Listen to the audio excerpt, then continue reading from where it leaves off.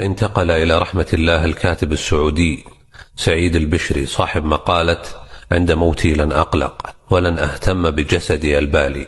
بالله ركزوا على الكلام في آخر المقالة لعلها تكون عظة وعبرة للناس اللي نفوسهم ضعيفة يرون الدنيا وينسون الآخرة. فيكمل ويقول: فإخواني من المسلمين سيقومون باللازم، وهو يجردونني من ملابسي، يغسلونني، يكفنونني، يخرجونني من بيتي، يذهبون بي لمسكني الجديد وهو القبر، وسيأتي الكثير لتشييع جنازتي، بل سيلغي الكثير منهم أعماله ومواعيده لأجل دفني، وقد يكون الكثير منهم لم يفكر في نصيحتي يوما من الأيام. أشيائي سيتم التخلص منها: مفاتيحي، كتبي، حقيبتي، أحذيتي، ملابسي، وهكذا.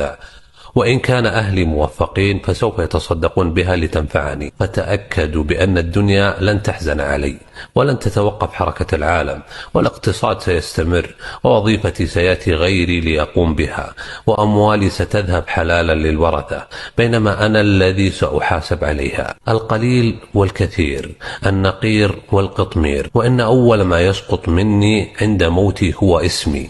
لذلك عندما أموت سيقولون عني: أين الجثة؟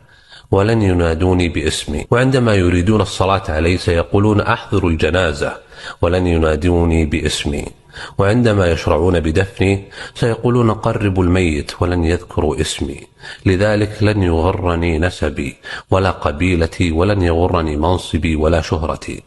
فما أتفه هذه الدنيا، وما أعظم ما نحن مقبلون عليه. فيا أيها الحي الآن، اعلم أن الحزن عليك سيكون على 3 أنواع. الناس الذين سيعرفونك سطحيا سيقولون: مسكين. أصدقائك سيحزنون ساعات أو أيام ثم يعودون إلى حديثهم بل وضحكهم. 3. الحزن العميق في البيت، سيحزن أهلك أسبوعا، أسبوعين، شهرا، شهرين، أو حتى سنة، وبعدها سيضعونك في إرشيف الذكريات. انتهت قصتك بين الناس، وبدأت قصتك الحقيقية وهي الآخرة. لقد زال عنك الجمال والمال والصحة والولد، فارقت الدور والقصور والزوج، ولم يبقى معك إلا عملك، وبدأت الحياة الحقيقية. والسؤال هنا: ماذا أعددت لقبرك وآخرتك من الآن؟ هذه حقيقة تحتاج إلى تأمل.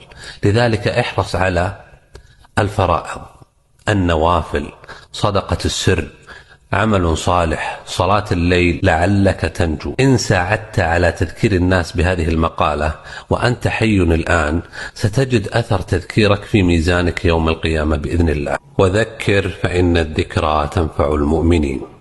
لماذا يختار الميت الصدقة لو رجع للدنيا؟ كما قال تعالى: رب لولا أخرتني إلى أجل قريب فأصدق. ولم يقل لأعتمر أو لأصلي أو لأصوم. قال العلماء: ما ذكر الميت الصدقة إلا لعظيم ما رأى من أثرها بعد موته، فأكثروا من الصدقة. ومن أفضل ما تتصدق به الآن 10 ثواني من وقتك لنشر هذا الكلام بنية النصح، فالكلمة الطيبة صدقة.